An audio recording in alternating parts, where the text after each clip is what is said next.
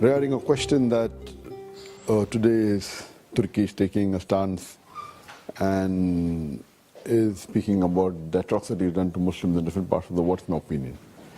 I feel, alhamdulillah, whatever I know about Turkey and about your President Erdogan, one of the person in the world who is taking this step forward is President Erdogan, and I really appreciate him.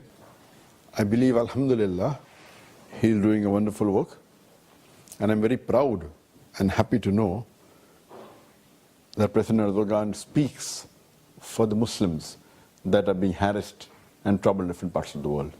And this is, alhamdulillah, very important and Islamic, and it is the need of the hour. Today we find that the enemies of Islam are attacking Islam from everywhere, and we find that the Muslims are being harassed, they are being troubled. Unless we Muslims aren't united, we will not be able to fulfill our duty and our role. Allah says in the Quran, in Surah Imran, chapter number 3, verse number 103, وَاعْتَصِمُوا بِحَبْلِ اللَّهِ جَمِيعًا وَلَا تَفَرَّقُوا. Hold to the rope of Allah strongly and be not divided. The Muslims should hold to the rope of Allah, that's the glorious Quran and the authentic Hadith, and we should not be divided.